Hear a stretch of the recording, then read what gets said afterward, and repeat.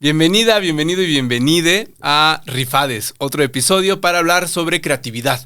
Hoy vamos a tener un episodio muy interesante porque vamos a estar platicando con Eduardo Salvador Rodríguez. Él es mexicano de nacimiento, originario de la Ciudad de México. Estudió algunos semestres de la carrera de arquitectura en la UNAM.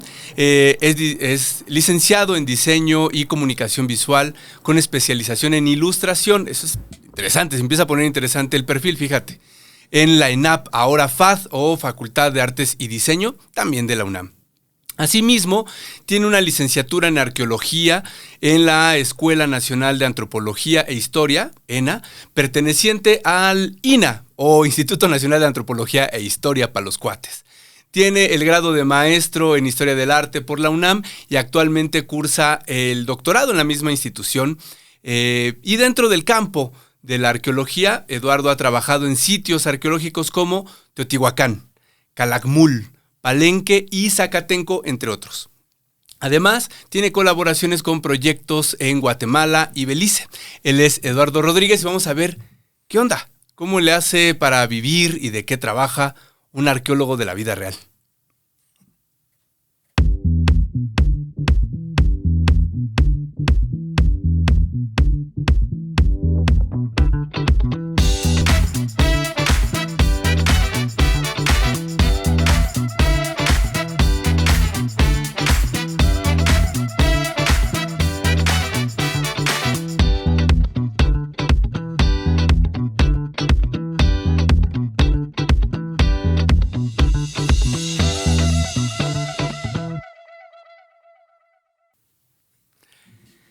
¿Qué onda, Eduardo? ¿Cómo estás? Bueno, antes que nada, muchas gracias por la invitación. Gracias a ti por venir, por darte un tiempo en tu agenda, que está medio apretadona, ¿no? Sí, si no lo encontrábamos, nunca iba a venir. Exacto. Bueno, pues, ¿te parece si le vamos entrando directo a la carnita? Claro, adelante. Leyendo acá lo que has hecho en tu carrera académica, pues vemos que participaste, le entraste a la arqueología un rato. No, primero coqueteaste con la con la arquitectura, luego el diseño y luego la historia. ¿Qué onda? A ver, ¿cómo fue por qué estuviste primero en todas estas? Bueno, es una historia muy larga que vamos a resumir porque pues en la preparatoria yo era un desmadre. Ok. Prácticamente, ¿no? Me la pasaba con la tropa verde. Ajá. Y pues me costó trabajo salir de la prepa. Yo quería estudiar diseño desde un principio y pues no me dieron la carrera. ¿Qué prepa era? La 5. En la 5 de la UNAM, para claro. quien no está acá en México. La UNAM, además de tener sus programas de licenciatura, también tiene programas de bachillerato. Entre ellos tiene preparatorias, son 9 en total, hasta donde estoy enterado, y la 5 está en el sur de la Ciudad de México. ¿Y la Tropa Verde era un grupo de cowboys o de qué onda? Pues era gente que le gustaba estar fumando y divirtiéndose. ¡Ah! Ok. La Tropa Verde. Ok, va. Ajá. Y pues me dediqué prácticamente, ¿no? a la vagancia y pues ajá. A la hora de salir pues me quedé por una materia. ¿Cuál fue? Estética. ¡Ah, no manches! Ajá. Y ahora, ni siquiera fue física, química, matemáticas, no, me quedé por estética. ¿Y ese es donde estás haciendo el doctorado? Ok, va. Las ironías de la vida, ¿no? Bueno, por estética e higiene mental, que no pienso hablar de esa materia. ¡Qué miedo! Sí. ¿En serio existe? Pues no sé si exista todavía, pero sí existió. ¿Qué es del área 4? O sea, de las artísticas. El área 6 era cuando había área 6. Ah, o sea, ok. Sí, algunos añitos. Bueno. Ajá, y entonces me dieron la opción de estudiar en arquitectura. Dije, pues es lo más parecido al diseño. O sea, que ya no alcanzabas los puntos no, para... No alcanzaba los puntos, no. Yo pensé que arquitectura era de las... Bueno, obviamente, sí, pero de las más recurridas. En ciudad universitaria. Fuera de ciudad universitaria creo que sí. Sí había chance. Okay. Sí había chance, ¿no? Y la verdad es que me sirvió muchísimo. O sea, me cambió la vida. O sea, órale, ajá. Aprendí muchas cosas, me volví un poco más visual. Obviamente aborté la misión, porque los arquitectos son cosas serias, mis respetos. Hasta que llegó un día un arquitecto y francamente me dijo, oye, tú no sirves para ser arquitecto. Ya. Yeah. Y casi lo beso. Casi lo beso. De hecho, se llama Díaz Barreiro, pues si andas por ahí. Hombre, gracias. ¿Por qué te lo dijo? ¿Qué hiciste así garrafal o qué? Bueno, estábamos haciendo un diseño para una casa habitación para un maestro que iba a habitar en la colonia, en los alrededores de la antes ENEP Aragón. Okay. Y pues es la impulsora. Es una colonia algo, ¿cómo se llama? Ruda. Sí. La mayoría pues es tabicón expuesto, ¿no? Entonces yo estaba haciendo una casa como para Cuernavaca. La verdad, entonces pues no. No cuadraba, ¿no? Y lo que me no tomaste en cuenta el contexto, los materiales, las dimensiones, las necesidades del cliente. En cuenta eso y él, este señor en su sinceridad, qué buena onda. Si algo tienen los arquitectos, son muy sinceros, por lo menos los que yo conozco. ¿Neta? Me dijo, tú no sirves para ser arquitecto. Y ahí cambió mi vida. Decidí pues dejar la carrera y prepararme para el examen de cambio de carrera. Okay. Y así entré a diseño. Y en este momento, ¿tus papás qué onda? ¿Qué te decían? Ellos no se dedican a ninguna de estas cosas visuales, históricas. No, para nada, ¿no? Pues ellos estaban infartados porque aparte pues ya había perdido un año, ¿no? Porque me quedé por estética y pues ahora estaba dejando la carrera, ¿no? Ok. Mi novia también desde entonces estaba infartada porque pues ¿cómo iba a dejar la carrera? ¿Ella era de Arqui? De Arqui, sí. Ah, pues sí, además la iba a dejar. O sea, ya sabía que ahí se iba a acabar todo. Ahí se iba a acabar todo, ¿no? Entonces, pues, ni modo, ¿no? En lo que sigue. Y pues entré a diseño. La verdad es que... Volviste a hacer el examen y toda la onda. Volví a hacer el examen y todo y entré a diseño. ¿Por qué fuiste a diseño? O sea, ¿ya te gustaba desde antes? Sí, me gustaba, ya. ¿Qué es lo que te gustaba? ¿Por qué querías diseño? Me gustaba mucho el dibujo. ¿Qué dibujabas? Me fascinaba, o sea... ¿Caballeros del Zodiaco? No, ya no me tocaba. ¿No te tocó? Ya no me tocaba. Eso fue más para acá, ¿verdad? Sí. Mazinger Z, Tortugas Ninja fue lo último, yo creo. Pues Hombre Araña, obviamente, claro. ¿no? Cosas así, ¿no? Y estando ahí, había una carrera que ya no existe, porque ahora es diseño otra vez, que era diseño y comunicación visual, y tenía 6 áreas. Y había multimedia, fotografía, diseño editorial, ilustración, y no me acuerdo cuál es otra, pero yo escogí ilustración, por el dibujo y todo eso. ¿Cuál era tu meta en ese momento? ¿A qué te querías dedicar? Pues yo quería hacer ¿cómo se llama? Quería ilustrar en libros, o sea, sí quería trabajar en eso, pero en el camino pasaron muchas cosas. Primero, aprovechando que estamos pasando las fechas de Día de Muertos, empezamos a participar en las ofrendas de la UNAM. Ah, claro, la mega ofrenda. La mega ofrenda, de hecho, era la ENAP, eran ustedes quienes la organizaban, tengo entendido. Sí, de hecho. Y me empezó a gustar. Me empezó a gustar y me llamó la atención. Por el otro lado, también sufrí un desencanto porque el diseño que te piden la mayoría del mundo laboral, pues es el diseño de estar en tu computadora o haciendo maquila y cosas así. Y eso ya no me gustó, ¿no? Ya no me gustó estar encerrado todo el día en una computadora, ¿no? Ah, ok. O sea, cuando dices de computadora, ¿tú preferías como diseñar a mano? De hecho, yo creo que debí de haber metido a artes y no a diseño. Ajá. Pero pues eso ya lo supe ya hasta que estaba en la carrera, ¿no? A lo mejor hubiera sido más fácil. ¿Qué tan demandado es estudiar arte? Porque están juntos en la misma facultad. Tiene la misma arte demanda. Y diseño, ¿no? Tiene la misma demanda, sí. Ok. La cosa es que empezamos a participar en las ofrendas y... Perdóname, ¿qué fue lo que te gustó de las ofrendas? Pues siempre me ha llamado la atención esto de la muerte y la cuestión prehispánica. Ya estaba ahí ya latente un poco, ¿no? Okay. Y se empezó como a eclosionar todo, ¿no?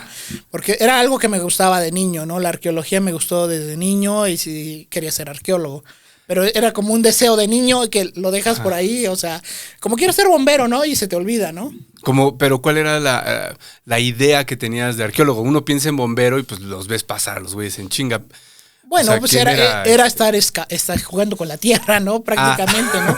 Ya sea buscando dinosaurios, que bueno, son paleontólogos, o estando buscando cosas escondidas, ¿no? Tesoros y cosas así, ¿no? ¿Indiana Jones estaba en tu ideal o no? Fíjate que no tanto, ¿eh? No tanto. O sea, sí tenía el referente, pero era como más bien porque en mi casa se encontraron objetos prehispánicos cuando mi papá construyó, porque pues era Culhuacán. Entonces tenía ese contacto, ¿no? me llamaba mucho la atención. La cosa es que... Perdóname, ¿qué fue lo que encontraron en tu casa? Figurillas de barro, o sea... Ok. Sí. Y alguna que otra, algún que otro tesorito que puntas, no le dimos puntas de obsidiana. No, o sea... Sí. 2 que 3 ídolos así de 5 toneladas. 2 cuatlicues o algo así, ¿no? Sí, a partir de eso, pues te digo, estaba como esa parte también de la arqueología, ¿no? Ajá. De la antropología. Y al entrar en contacto con las ofrendas, pues bueno, como que surgió esa parte de mí de buscar las leyendas del centro de México, ¿no? Las prehispánicas, ¿no? La leyenda de los soles. Uh-huh. Empezamos nosotros haciendo performance, hacíamos mojigangas. Okay. Hacíamos mojigangas de 5 metros y las cargábamos. ya no la cargo, ¿no? Pero pesaban como 30 kilos. Bendita juventud. Sí. Hicimos durante 2 años estuvimos trabajando muy intensamente en esto de las mojigangas y el performance. Y de hecho nos ganamos ir a llevar una parte de lo que hacíamos a Chicago, al museo de el Mexican Fine Art Museum. Ajá. O sea, llevamos una mojiganga, llevamos una exposición, una ofrenda a Manuel Álvarez Bravo. O sea, y pues bueno, o sea, fue un plus, ¿no? Ajá. Pero a la par de esto yo ya estaba estudiando arqueología. O sea, a ver, ¿cómo sucedió eso? Estabas en diseño. Estaba terminando diseño. Terminando. Uh-huh. Y en 2003 decidí que yo necesitaba como la parte... O sea, yo no quería ser un ilustrador que interpretara los códices o las imágenes prehispánicas sin saber qué realmente era lo que yo estaba viendo. Me faltaba toda esa carga iconográfica y de conocimiento que no tenía. A ver, aquí quiero hacer una pausa, porque cuando tú piensas en ilustrador, apenas no hace un tiempo, vino una ilustradora a platicar con nosotros, y ella estudió diseño, dibujo, pero su chamba y su aproximación con las obras de ilustración son literatura. Entonces ella lo que le gusta es poder entender a los personajes, claro, al autor. ¿En qué momento a ti se te dio por ilustrar o pensar en ilustrar códices? O sea, ¿cómo estuvo ese saltito? Estábamos haciendo un performance en el año 2003 y tenía que ver con el dios de los muertos, obviamente, en el prehispánico, Mitlantecutli, y con la leyenda de los soles. Okay. Entonces decidí como hacer una investigación, una tesis acerca de un performance, un multimedia escénico de la leyenda de los soles. Okay. Entonces era diseñar personajes, ¿no? A partir de marionetas, de zanqueros, de actores, y volver toda esa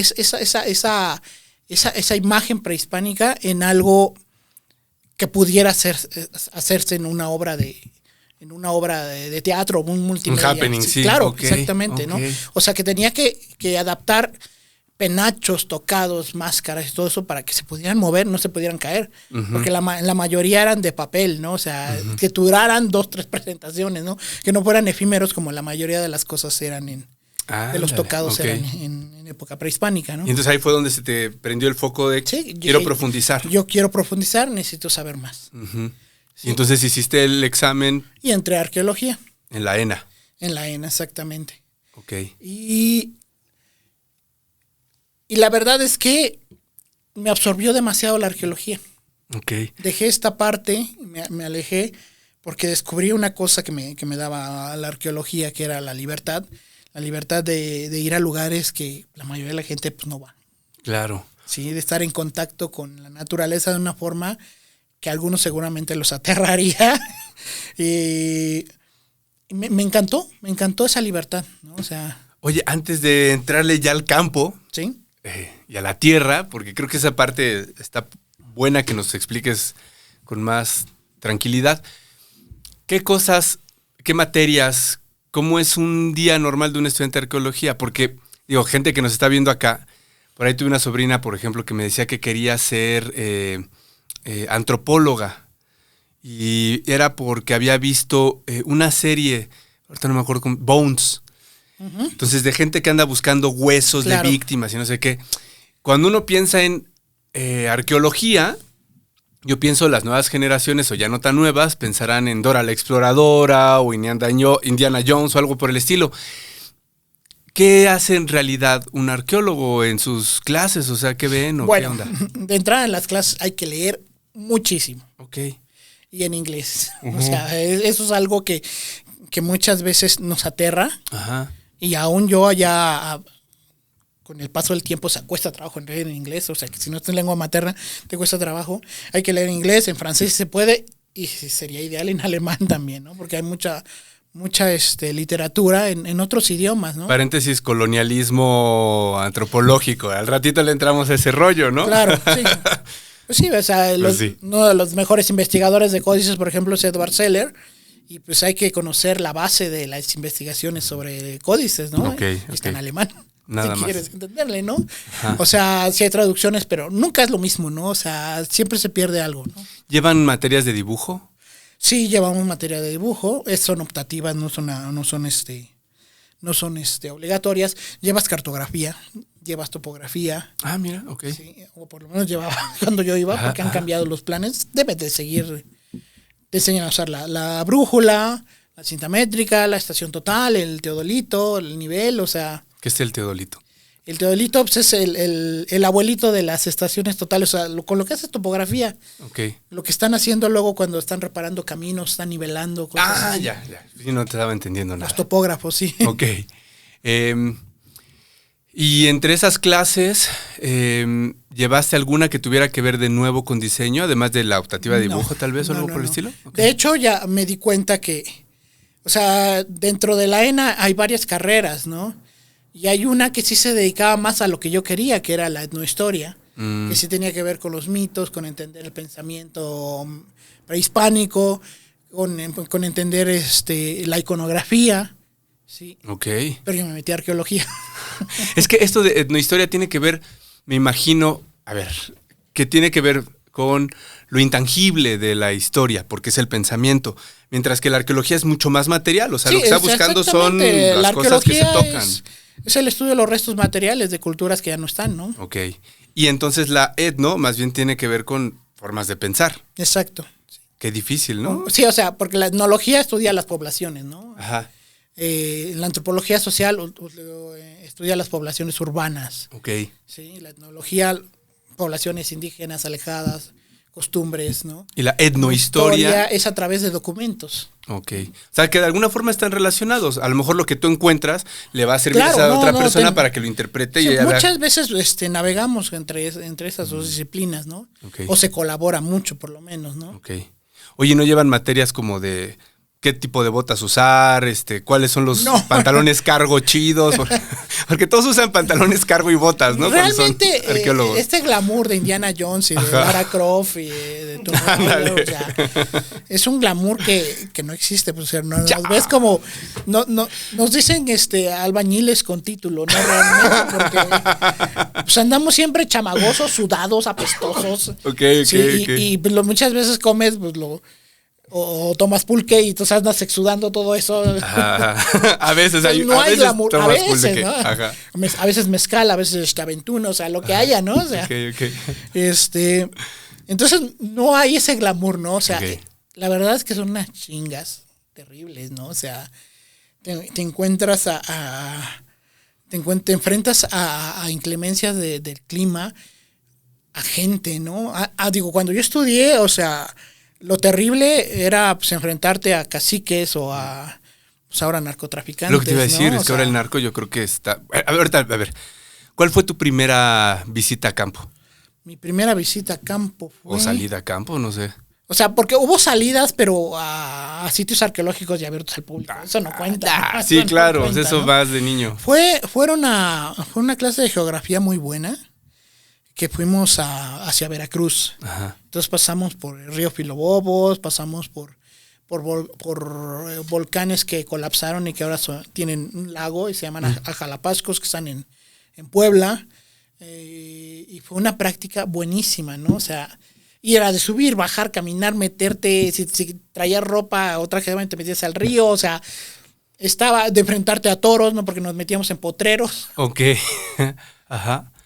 Y después de eso, la digamos, primera práctica ya profesional que tuviste, ¿cuál fue? Las prácticas que se podrían decir que ya son más serias son la de recorrido y excavación, que de cada una dura un mes. Okay. Entonces tú ya ahí buscas un proyecto donde te vas a te vas a anexar y vas a ir a apoyar durante un mes. Donde vas a anexar se oye medio como... Pues es que sí, como lo que le hacían a mi primo, güey. Realmente es como un retiro espiritual, ¿no? O sea, ok. Porque, no, es que a mi primo lo anexaban por otras cosas, ¿no? Porque, por ejemplo, o sea, hay gente que obviamente por diferentes razones no puede irse a un lugar alejado como Baja California, ¿no? A estar en el desierto. Y entonces tiene que hacer las prácticas aquí en Templo Mayor, ¿no? Ok. De hecho, alguna vez hicimos la broma de hacer recorrido, es como revisar toda el área, ¿no? A ver qué es lo que encuentras. Okay. Resumiéndolo, ¿no? Ajá. Y luego lo registras y si puedes topografiarlo, o sea, entonces hicimos la broma de que iba a haber una clase de recorrido en Templo Mayor, ¿no? Entonces, y hubo quien se la creyó, ¿no? Sí, claro. Entonces, pues imagínate que vas a ir a recorrer la calle de Guatemala o la de Moneda o Donceles. Ajá. O te vas a la cantina. Bueno, antes estaba el nivel ahí, ¿no? Sí, cierto. ¿Ya lo quitaron? Ya la quitaron. Chale. Sí, fui ahí a hacer algunas visitas antropológicas. Claro, la experiencia antropológica claro, sí. no puede faltar. Tienes que convivir con la gente. Participación, ¿qué? Participativa, Sí. Observación participativa. Exactamente, ¿no? Oye, y entonces estabas ya en arqueología, ¿y qué pasó con diseño? ¿Te titulaste, no te titulaste? Sí, me titulé. ¿De arqueología en el proceso también? me titulé como en 2010, 2011. ¿Con lo de las mojigangas y los soles? No. Ocurrió ahí. Esa investigación está ahí. Chida, ajá. Está ahí, o sea, está armada, la terminé toda, pero por problemas de faldas decidí cambiarlo a una ¿cómo se llama? A un diplomado, porque luego la UNAM ofreció esta opción de por diplomados, entonces tomé uno en museología, que también me sirvió muchísimo, pues ¿no? Sí, o sea, me imagino. Entonces, esa investigación se quedó ahí, está guardadita, porque algún día, o sea, sirve, la sacamos y ahí está, y la ¿no? armamos, órale. Y la armamos, ¿no? Y me titulé en ese año y en ese mismo año también estaba empezando la tesis de arqueología. Ok, ajá. ¿Y la continuaste, la terminaste la de arqueología en ese momento? No, tardé mucho tiempo. Tardé casi fue? 12 años en titularme. ¿Porque es normal ese tiempo en la carrera? Pues sí y no. Ajá. A ver, el problema fue que pues, de repente la tesis no entiende que tienes que comer, ¿no? Pinche Entonces, tesis. te vas a campo, Ajá. y llegas todo, la verdad la palabra es madreado. En mi caso, o sea, yo tengo muchos compañeros que van al desierto y se quejan mucho del calor y de los alacranes que son bien venenosos por allá, ¿no? Y del narcotráfico ahora, ¿no? Sí. Yo me voy a la selva. Yo me especialicé en los mayas. Entonces yo me iba a la selva y ahí pues, o sea, no es a Tulum, no es a Chichén Itzá, Ajá. es a meterte ahí a donde no hay señal, donde a veces no había ni campamento y donde tienes que lidiar con todo lo que hay ahí, que es un bicherío infernal, ¿no? O sea, cuando la gente le cuentas que vas a la selva, ¡ay, el jaguar! Quisiera que apareciera aquí, que estuviera conmigo, ¿no? Ajá. Nunca se me va a acercar, ¿no? Pero los moscos, las chinches, las garrapatas y tábanos y todas esas cosas que chupan sangre, Ajá. más los árboles que son tóxicos y que segregan ácido, o sea... Pues ¿Qué es lo peor que te ha pasado así en una de esas? ¿Qué es lo peor? O sea, en cuanto a no animales... sé, animales que se te metan por la oreja o no sé. Es que se meten por lugares que te aterrarían, ¿no? A mí una vez se me metió una cucaracha en la oreja. En serio, güey. Y salió como un mes después, pero ya salió así como embalsamada. Es que no me di cuenta que es en serio. Fíjate que allá las cucarachas son muy sanas, o sea, y son gigantescas, son así grandísimas. Pero no fue cucaracha. No. ¿Qué es lo peor que te ha pasado a ti? Pues hay unas garrapatas microscópicas que se te meten en donde pueden. ¿Sí? Y te generan un escozor. Ajá. O sea, tienes que... Se llaman coloradillas. ¿Sí? O sea... y anda rosado, o sea. Pero de todos lados, o sea, Ajá, de todos ajá. lados, o sea, es horrible, ¿sí? También tuvimos una plaga en Quintana Roo de rodadores, ¿Qué es que es eso? como, imagínate una mosca de la fruta, chiquitita, pero que chupa sangre. Y que vienen por millones. Ay, güey, ajá. Vienen por millones. O sea, no. Entonces, imagínate el calor, tienes que estar así. Y yo tenía que usar guantes y aparte un buff y gorra, porque si no te picaban por todos lados. Y con esa temperatura Con de esa ¿qué? temperatura, pues. 30 y 40 y algo. Exacto, con la humedad a lo que se da. ¿Sí? Ok. Entonces, ese tipo de cosas, o sea, todo lo demás, o sea, he correteado jaguares en bicicleta, nunca los alcanzo, ¿no? Ok. O sea, he visto arañas, he tenido geckos en mi cuarto, o sea, me ha tocado ver cómo el jaguar se come unos monos, o sea, Yo y en la noche, o sea, pero... Nunca, nunca han no, atacado el campamento o nada, algo así. para nada, no. Entonces, O sea, todo lo que vemos en las películas es choro. O sea, porque Indiana Jones, pues, es a lo que se ¿sabes qué? enfrenta un jaguar. Son más agresivos los jabalíes que los jaguares, realmente, ¿no? ¿Sí te ha atacado alguno o no? No. Ok. No, luego estaban ahí caminando y como si nada, ¿no? Eduardo, ¿por qué te fuiste a estudiar a los mayas teniendo tantas otras culturas alrededor que te quedan aquí en chinga? En Pues yo creo que Michoacán, fue la en selva. Puebla. O sea, ¿por qué? La selva. Fue la selva la que me llamó. O sea, Ajá. la selva, el mar, o sea, cuando trabajé en Quintana Roo, o sea, teníamos muy cerca Bacalar. Ok. Uf, no. Un lujo, ¿no? O sea, íbamos por lo menos los fines de semana, ¿no? Que nos escapábamos, ¿no? Ok.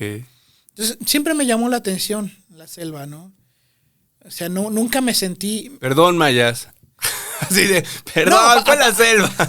Aparte los mayas son muy interesantes. Es lo que te iba a preguntar, ¿qué onda con...? Porque creo que internacionalmente es la cultura prehispánica que más fama tiene Más de rating México. tiene, Exacto, sí. y me imagino que las excavaciones han sido un chingo. ¿Por qué ir a seguir explorando a los mayas? ¿Tienen todavía mucho que decirnos? Hay mucho que todavía tenemos poco? mucho que decir. No sabemos que una décima parte de lo. Yo no creo que ni una décima parte, o sea.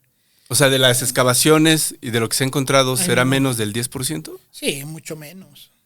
O sea, Ok. simplemente Chichén Itzá, que es el más conocido, o sea, todavía tiene muchas cosas que decir, pero no está trabajado todo. ¿De quién depende que se trabaje? Pues depende también de la capacidad que tengas de conservarlo. Porque tienes que saber tienes que entender que cualquier cosa que saques empieza a deteriorarse. ¿Y abajo de la tierra no se está deteriorando? Está encapsulado. Ah, Está encapsulado de una forma en que se ha preservado 1000, 2000 años, o sea, entonces, en el momento que cambias tú ese contexto, en el momento que lo expones al aire, empieza un proceso de deterioro. ah. Entonces, y estamos hablando de edificios, pintura mural, ofrendas, material orgánico que es muy difícil que se preserve, Sí. o sea, lo que quieras, cerámica, o sea, todo empieza un proceso de deterioro. Entonces, de eso depende. Y pues, normalmente, o sea, el instituto no tiene tanta capacidad como Claro. preservar todo, ¿no? O sea, Oye, entonces, ¿qué haces? A ver, Chin, aquí ya yo creo que empezamos con preguntas medio complicadas, pero ¿qué tal que tú estás en una misión, en una, ¿cómo le llamas? ¿un proyecto? En un proyecto, excavas y encuentras que hay ahí unas cosas bien interesantes. Las vuelves a tapar, las marcas en tu GPS y te vas y le dices, oigan, encontré, ¿hay chance de sacarlo? ¿O lo sacas y ya luego se ve qué se hace? ¿Cómo es el proceso? Ese es un problema. Sí, porque y si lo dejas ahí al ratito viene Exactamente. alguien y lo saca. Exactamente. ¿Por qué? Porque tienes testigos de que alguien que ya lo vio, o sea, Ujú, claro. y no sabes qué pueda pasar, que realmente, o sea, ya lo afectaste, ¿no? Lo ideal es que hoy en día, porque antes no sucedía, trabajamos con restauradoras en la mayor parte del tiempo, y tienen que estar ahí. Obviamente tienes que tener permiso, tienes que estar en un proyecto para poder sacarlo.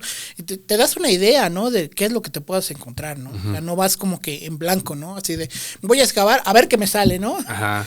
Cuando ya sabes que, bueno, en ese sitio sale pintura mural, bueno, o sea, tienes que ir cuidado, con mucho cuidado para... Hay como algunos parámetros que te dicen, puede salir pintura mural. cuando vas excavando, vas quitando piedra, de repente nada más encuentras lodo, lodo, lodo. Cuidado, ya no te metas más, ¿no? O sea, ¿Por qué? normalmente O sea, el lodo es el indicativo de que puede ser, o ¿hay sea, algo? exacto, que lo protegen. O sea, entonces, ¿cuál sería lo que encontrarías cuando no va a haber nada? ¿Piedras? Es que tampoco es seguro, porque me he encontrado que en el derrumbe de los edificios, o sea, lo que tenemos que entender es que el edificio, o los asentamientos mayas, tienen una historia después del abandono. O sea, lo que conocemos como pirámides. Sí, Ok. palacios, todo eso. Tienes que entender cómo se derrumban, cómo están funcionando los árboles, cómo los están destrozando también los árboles. O sea, ahí te ayudó la arquitectura. Sí, ahí me ayudó exactamente. Para saber cómo está apuntalado. Arquitectura y obviamente algunos profesores que tuve de arqueología muy buenos, ¿no? Ok. De esas vacas sagradas de antes que ya cada vez quedan menos. Y entonces tú tienes que ir entendiendo esto. ¿Sí? ¿Cómo están funcionando? ¿Qué es dónde vas a empezar a excavar? Ok. ¿Sí? Y muchas veces te da la sorpresa de que entre el derrumbe te encuentras una ofrenda, pero de gente que ya no vivía ahí, sino gente que pasó y que vio que era una cosa grandísima, y dijo, bueno, vamos a ofrendar algo. Estamos hablando que la gente vivió en el clásico y luego en el postclásico llegaron ofrendas. ¿Qué diferencia de años hay entre uno Pues, y otro? de por lo menos unos 200 años, 300. Ok. ¿Y tú cómo le haces para saber que no, esta es una cosa nueva, güey? Ese es postclásico y no clásico. O sea, tú ya tienes el ojo como para nada más ver tantito y saber. Bueno, en cuanto ¿Ojo a de buen tipología cubero? cerámica, se conocen, o sea, las tipologías cerámicas, hay unas que son del postclásico, que tienen influencia ya del centro de México, ¿no? Puedes encontrar Tlalocs, ¿no? Por ejemplo, ¿no? Y las del clásico también puedes encontrar algunos tipos cerámicos que no vas a encontrar otra vez en el postclásico, ¿no? O sea, puedes encontrar cerámica polícroma que se llama tipo códice, ¿no? O sea, pero ya no la vas a encontrar en el postclásico. O sea, para eso te sirvió leer tanto Claro. y mantener la memoria no hay como cosa fotográfica. más omnífera que leer una tipología cerámica, ¿no? Aunque es maravilloso, o sea, son preciosas Pero dan sueño, güey. Incluso las vasijas, ¿cómo se llama? Las utilitarias, o sea, las de la gente común, ¿sí? O sea, porque uno va al museo y ve todo lo de la élite. Ah. Y lo que mayormente está trabajado es todo lo de la élite, porque es lo que jala. En lo que yo me especialicé, pues, en arquitectura monumental, ¿no? Ok. Pero nos falta conocer a la población normal, la población de a pie. ¿Por qué esa no jala? ¿Por qué no es tan taquillera Que es en más los fácil museos? que no se preserve. Y en su ornamento, en su apreciación para una persona, un público como yo general, ¿puede ser atractivo? O sea, hay mucha diferencia entre, no sé, una vasija, una copa que usaba. Sí, hay una gran diferencia, pero también siento que hay como una necesidad de demostrar más. Por ejemplo, yo trabajé en Teotihuacán, y en Teotihuacán trabajé en la Plaza de la Luna y no encuentras ofrendas. En cambio, mis compañeros que trabajaron en un barrio se encontraron ofrendas, entierros y un buen de cosas. Porque está la gente viviendo ahí. Teotihuacán, el sitio, la ciudad, ya es sagrada. No necesitas meterle nada más para sacralizarla, ¿no? Y en cambio, en un barrio tienes que estar como demostrando eso, ¿no? Con los entierros de los altos dignatarios del barrio, con pintura mural, con ofrendas.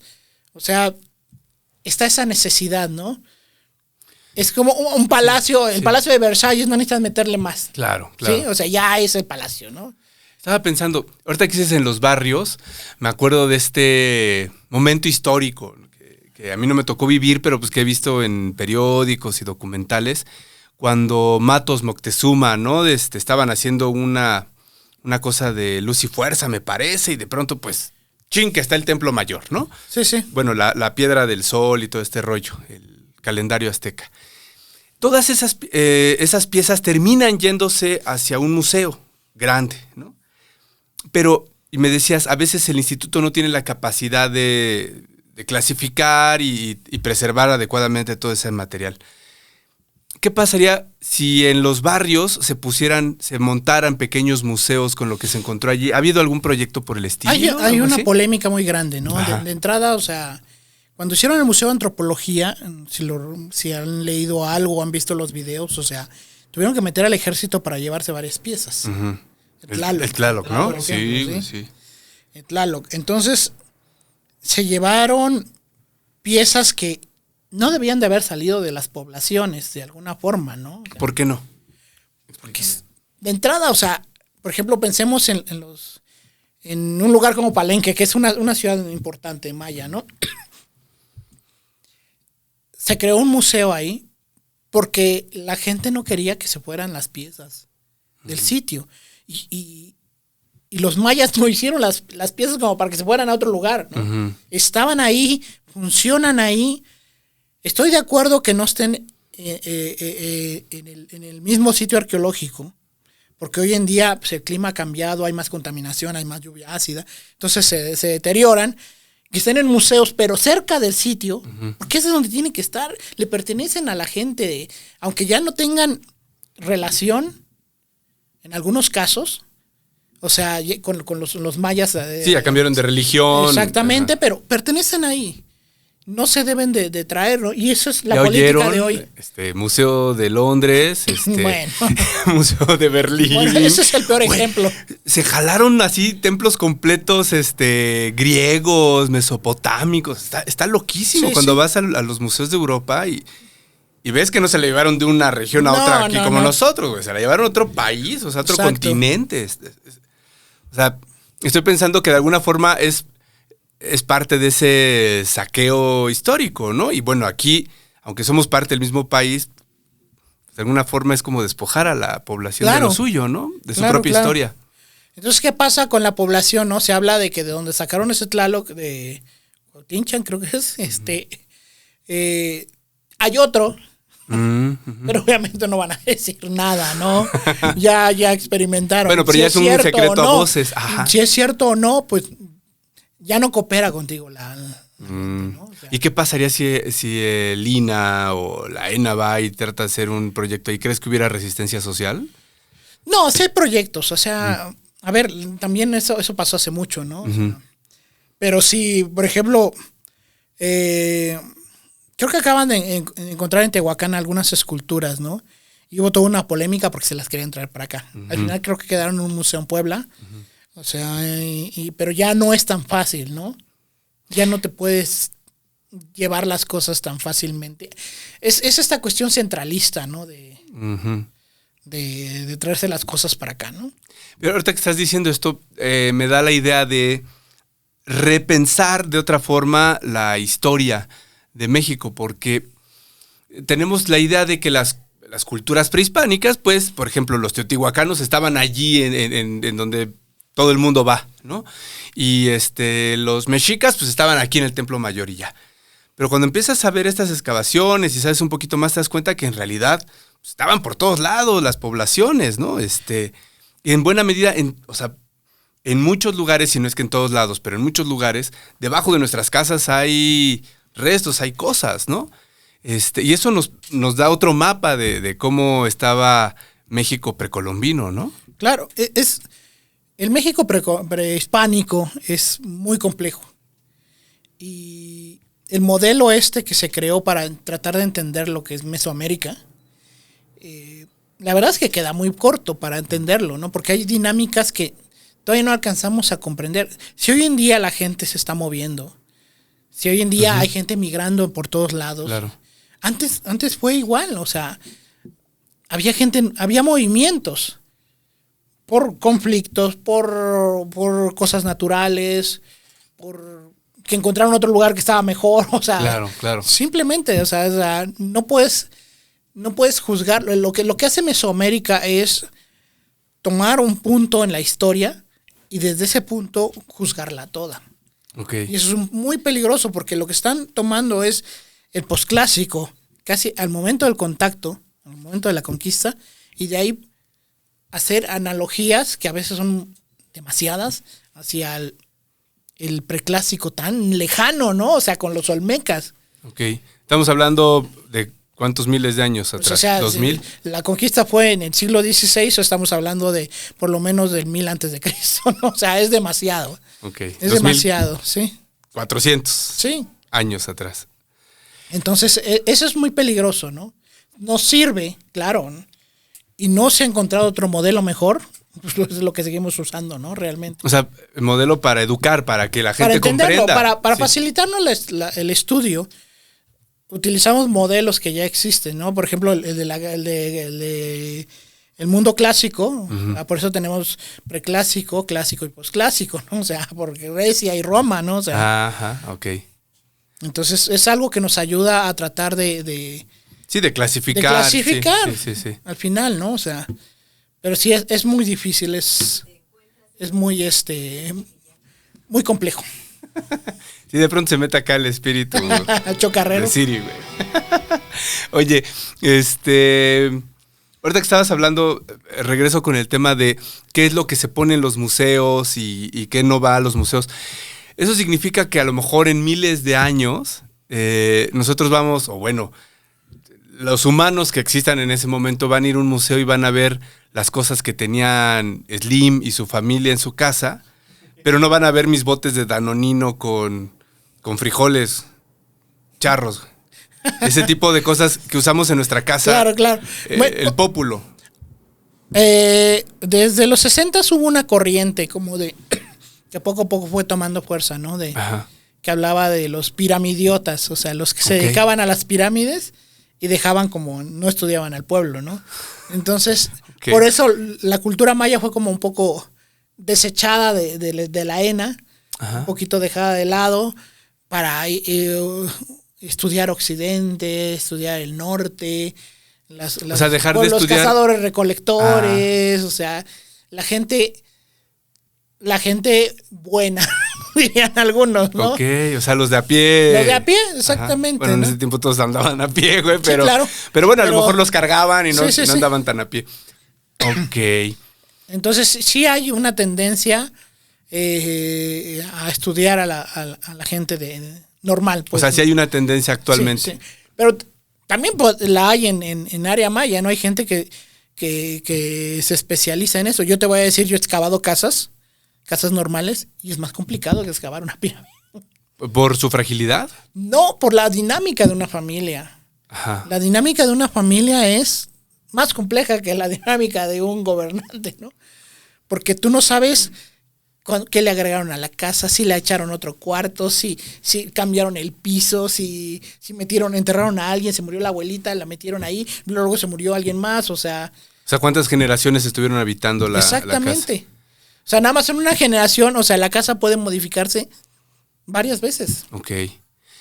Ahora que hablas de esta relación, ¿has encontrado algún punto de contacto entre cómo éramos o cómo eran los mexicanos o los mayas o la gente que vivía en ese territorio, ¿no? Porque no nos podemos decir mexicanos. La gente que vivía en ese territorio hace miles de años y quienes vivimos hoy acá, o al menos en la península maya, ¿hay alguna relación entre ellos o las cosas se cortaron y fueron ya más suplantadas por costumbres hispánicas? A ver, o sea, la gente siempre está cambiando, ¿no? O sea, los mayas del preclásico, del clásico y del postclásico son muy diferentes. Aunque hay cosas que quedan, ¿no?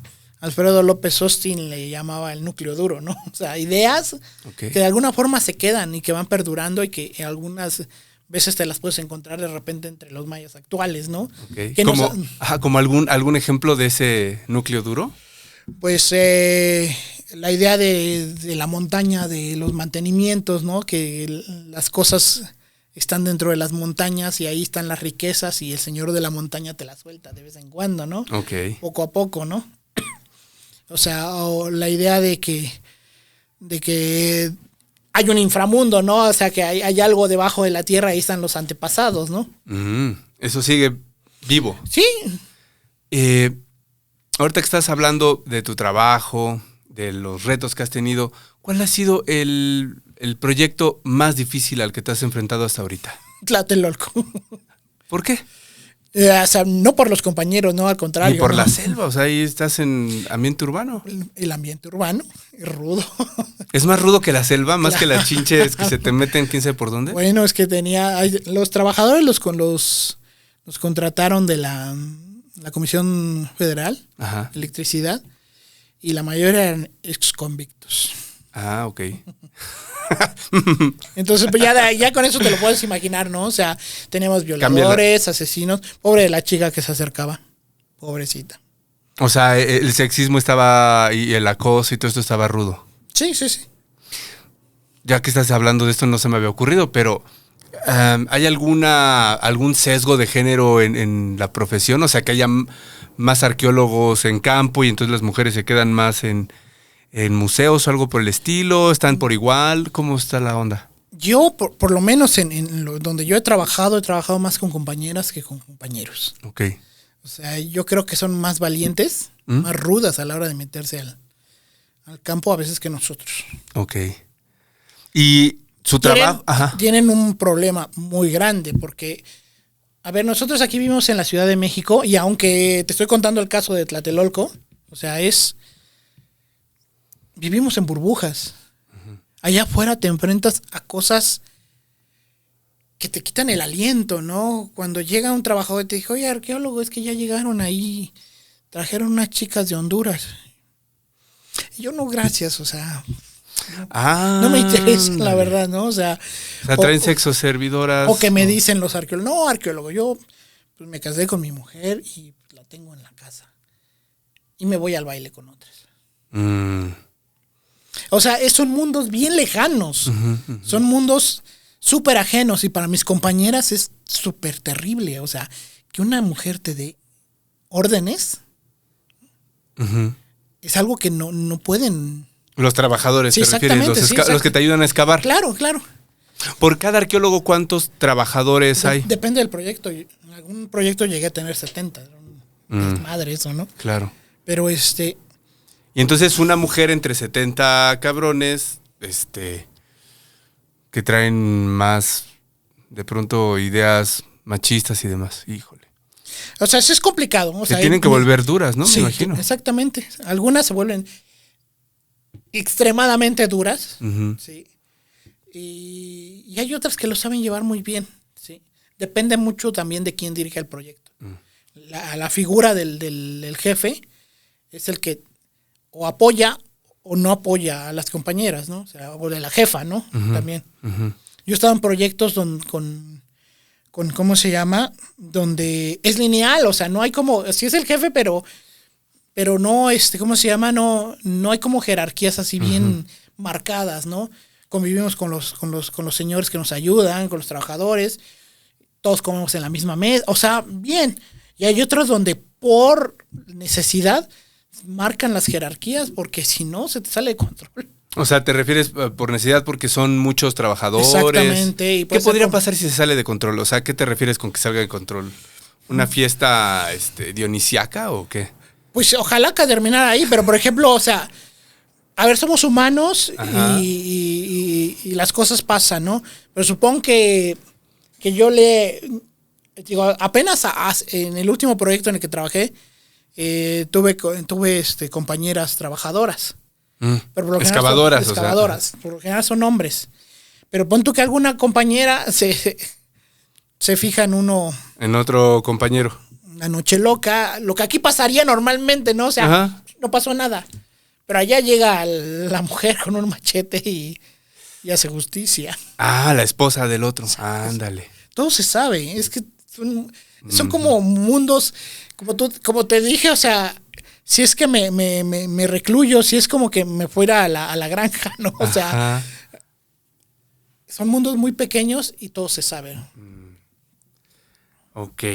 Todo se sabe. Y yo alguna vez fui jefe de campo en algún proyecto y sí me llegan a decir, oiga, es que la cocinera ya está metiendo y tiene pareja. Oh, y tú tienes ahí que como ir a lidiar, ¿no? O sea, exacto, o sea, es... ¿Y el proyecto más bonito? ¿El que te ha dado más satisfacciones? Híjole, ¿hay alguno o todos son iguales? Hay muchos que fueron bonitos, la verdad. O sea, sería como muy injusto decir ¿no? Ujú. Pero, por ejemplo, en Río Azul, en Guatemala, me la pasé genial, en Sibanché, o sea, fue mi primer trabajo, pues tenía toda esta ilusión. En Calakmul salían cosas impresionantes y vivir en la biosfera, pues era maravilloso. Teotihuacán, bueno, o sea, excavar ahí en el centro, o sea... ¿Qué es lo más bonito que has encontrado, que te ha tocado sacar?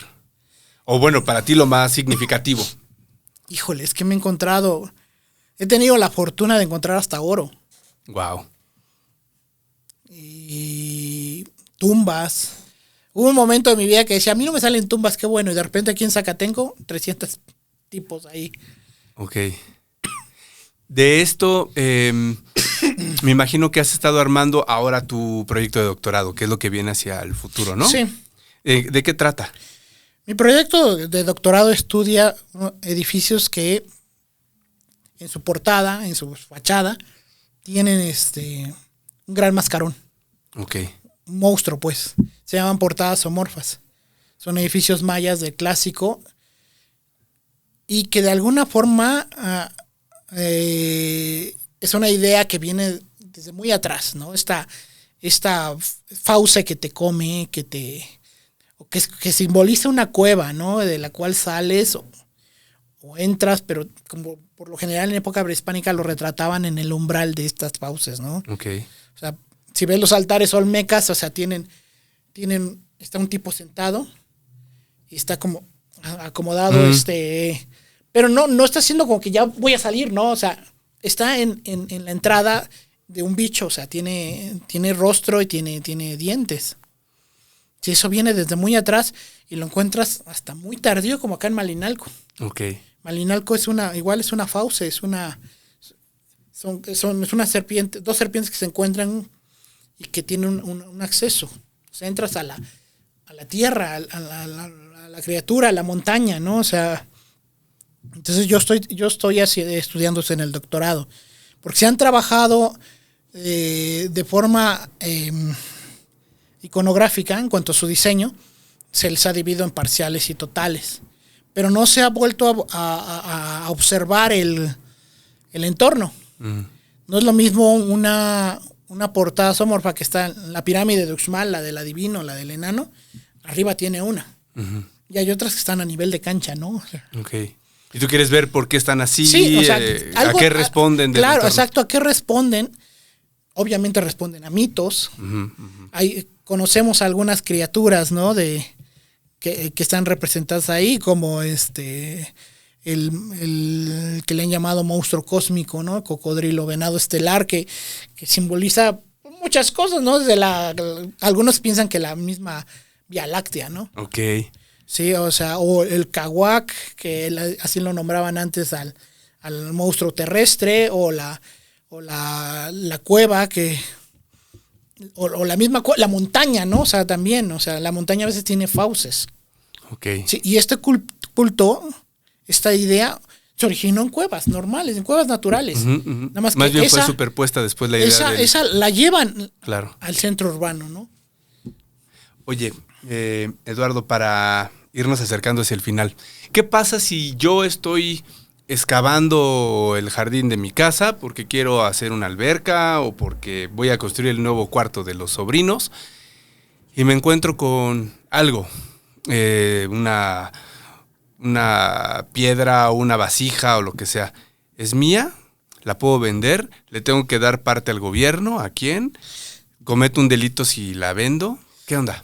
A ver, tú puedes hacer lo que quieras, pero venderla es un delito. Ah, ok. Venderla es un delito, o sea, está protegida, ¿sí? Es tuya. Lo que puedes hacer es ir al INAH o hablar al INAH a registro y registrarla. Y en el INAH, o sea, se toma nota, se registra, se toman fotos. Uh-huh. Y tú quedas como albacea de la pieza. Ah, ok. Yo la cuido en mi casa. Tú la cuidas en tu casa y en tu testamento tú puedes decidir quién va a ser el próximo albacea o si cuando mueres se va a Lina. Oye, ¿qué tal que si de pronto se la quiero regalar a mi cuate el chino que me ofreció, digo, nadie tiene por qué saberlo, pero me ofreció $5 millones y yo se la regalo, ¿ah? ¿Eso también es delito? Por Digo, regalar. porque ahí yo pongo que se la regalé, pero pues no, Él también un día me regaló 5 millones de pesos. ¿Por qué? Pues así de buena onda. Pues mira, o sea, sigue siendo delito, ¿no? O sea, realmente, pero nos Ajá. A ver, por ejemplo, en el caso de la frontera de México con Guatemala y con Belice, está todo saqueado. Mm, Pero pues Guatemala vivió una guerra civil hace unos años y la pobreza en el sureste también ha sido muy grande. Entonces, claro. la gente de eso sobrevive de repente. Sí, ya el civismo queda en segundo plano. Exactamente. Primero tienes que comer tu familia Claro. y después ya.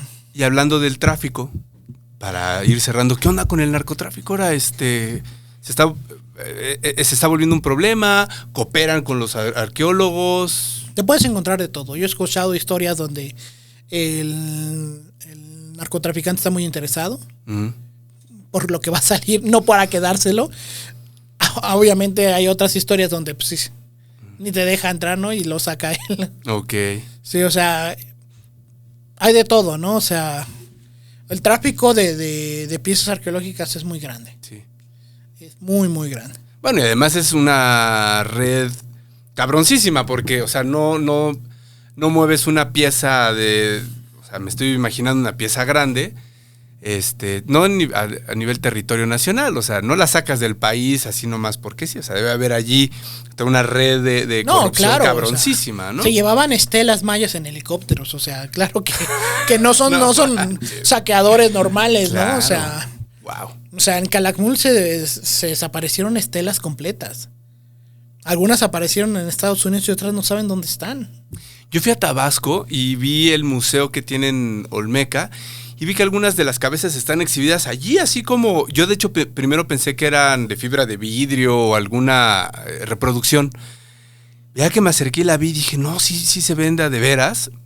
La neta sí le hice así y vi que sí era piedra, pero de pronto vi que otras tenían como que les habían vertido algo y después alguien del museo allí nos dijo que hay gente que se mete en la noche a hacer como Rituales, sacrificios, sí. rituales y no sé qué. Sí, se supo que hubo. ¿Qué pedo, güey? en O sea, la como venta. que no las cuidan. Son piezas, tienen 3,000 años 2,000 años de antigüedad. Sí, sí. Y de pronto están ahí como, pues cualquiera con nada se puede llevar una pieza de esas, se las pueden robar. O sea, ¿qué onda con esa parte de la seguridad, no? También. Es que va cambiando mucho la forma en que vemos la forma en que cuidamos el patrimonio, ¿no? Y como te digo, la restauración se está metiendo ahora cada vez más, afortunadamente, sí, y también la gestión del patrimonio. O sea, ahora una carrera del futuro va a ser gestor del patrimonio y eso sí va a dejar dinero, no como la arqueología. No se vive bien de la arqueología. La verdad es que no. O sea, sí, estuve pensando, digo, ¿cómo voy a decir esto? Pero No hay, güey. tiene sus cosas bonitas, o sea, te digo, meterte, estar dentro de una pirámide, que veas jaguares, los monos, cielos estrellados que ya no ves aquí ni soñando, ¿no? O sea, pero la otra cosa es que el INAH es una institución muy burocratizada y que los 2 últimos sexenios pues sí nos han golpeado mucho, ¿no? Sí, porque para ver cielos estrellados, pues te vas a hacer senderismo, güey. Claro, un día claro, y ya, claro, o sea. Exactamente. O sea, sí nos han golpeado Híjole. mucho. O sea, en este sexenio puedes decir que sí hay lana, pero pues en el Tren Maya, ¿no? Que no es la mejor opción, o sea, ¿Por qué?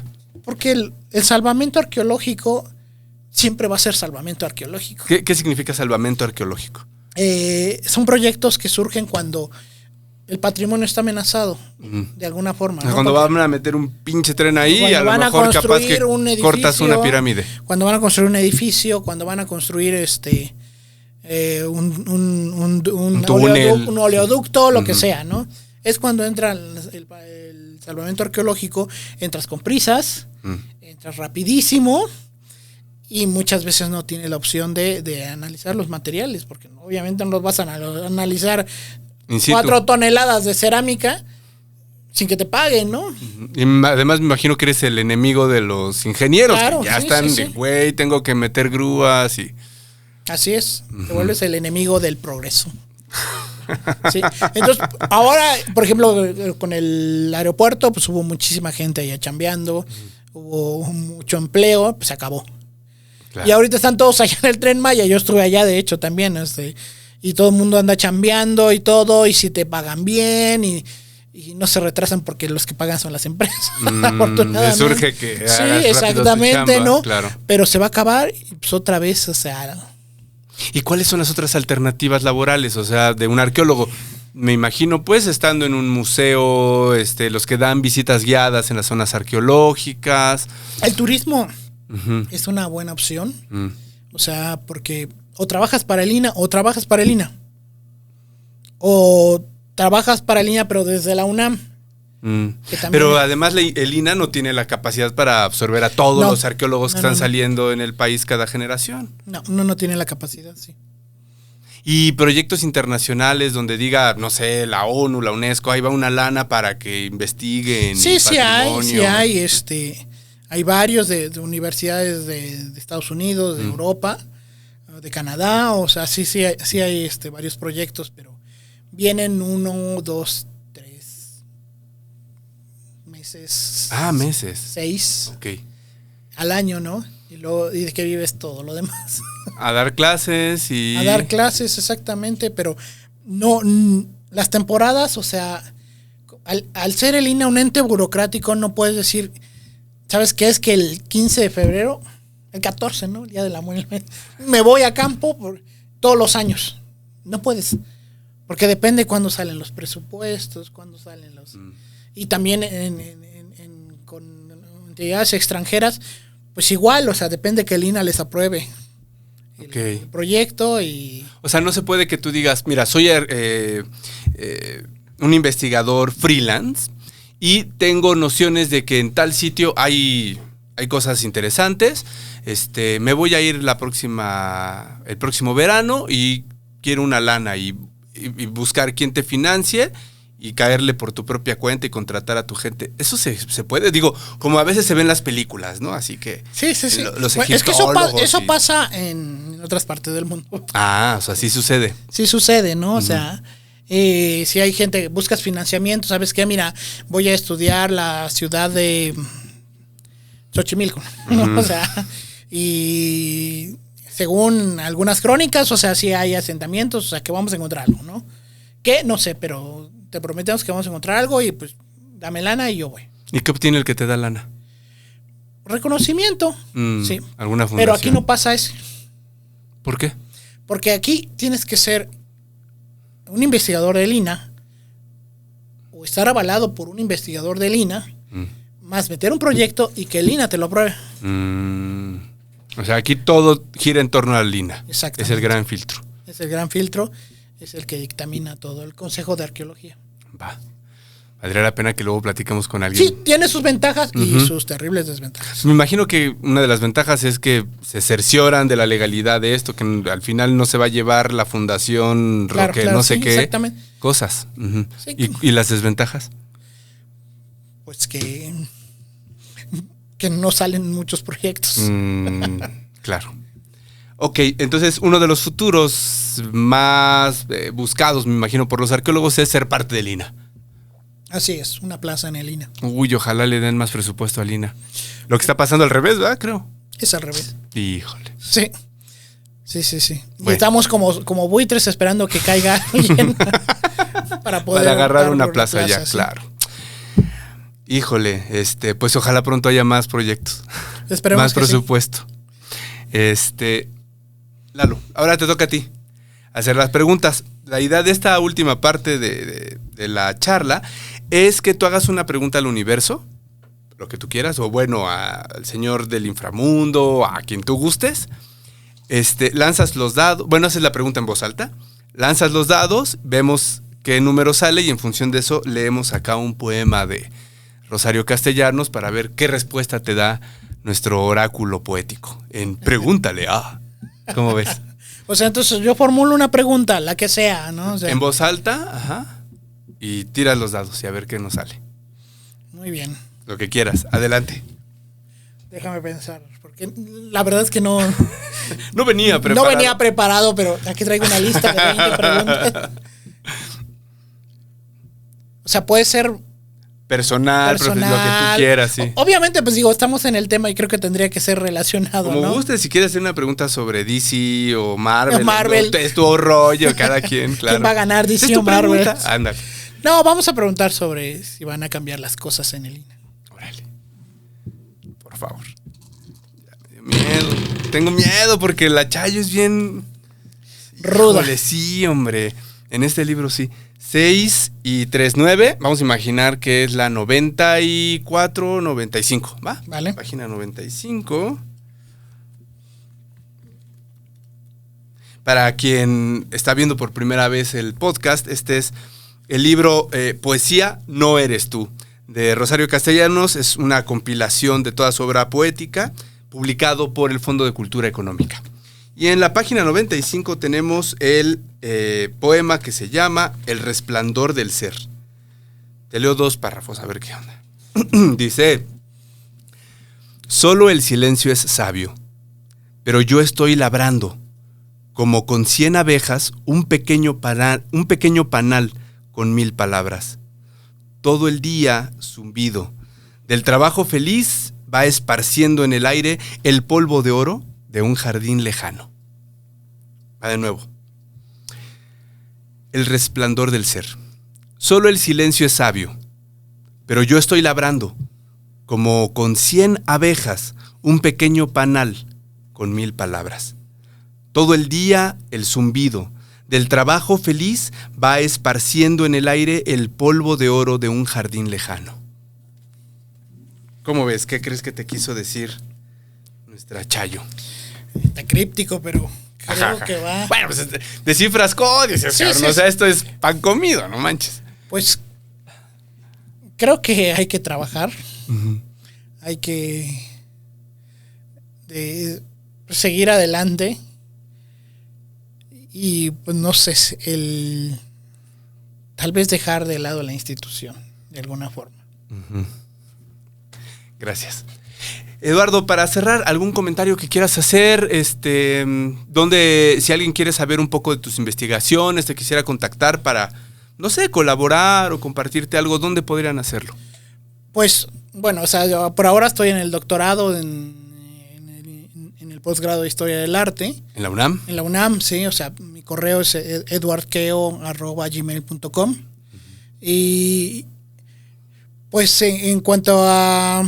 También están mis tesis en la UNAM, en la ENA. Ah, oigan, sí, para quien quiere saber sobre tesis, métanse a la página, en Google le pueden poner Tesis UNAM, así todo junto, y ahí les va a abrir todo el repositorio de tesis de todo lo que se ha digitalizado de la UNAM, lo cual es un chinguísimo, y ahí pueden encontrar, bueno, lo que ha hecho Eduardo y de muchas más personas, pero ahí entonces podrían buscarte. Claro, sí. Uh-huh.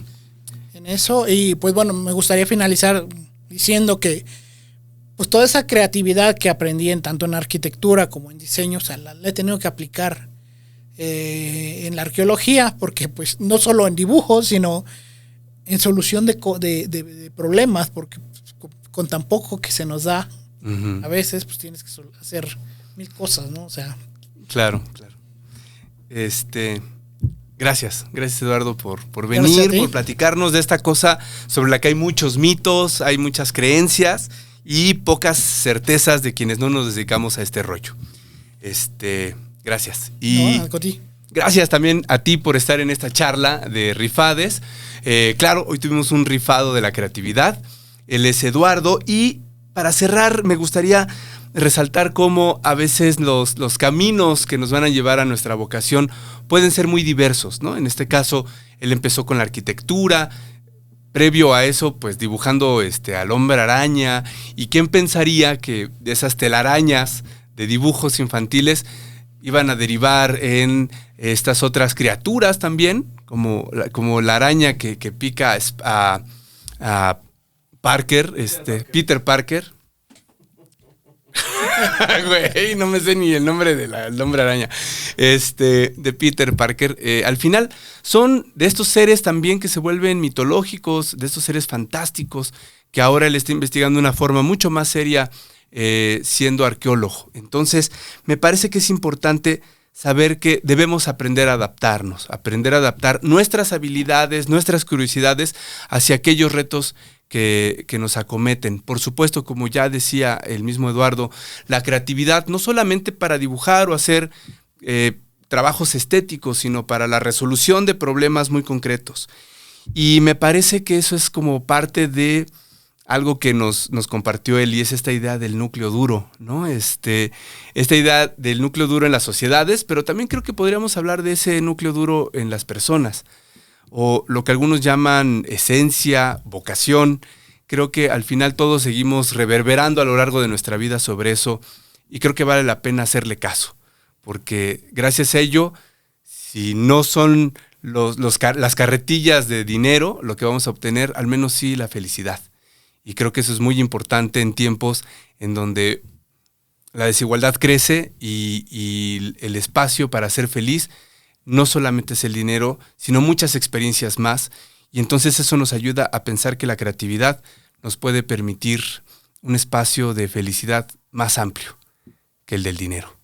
Muchas gracias, espero que estés bien y nos vemos muy pronto. Que estén bien toda la comunidad de creatives. Gracias, Chino. Gracias a Casero Podcast. Gracias, Eduardo, de nuevo. Nos vemos. Que estén muy bien.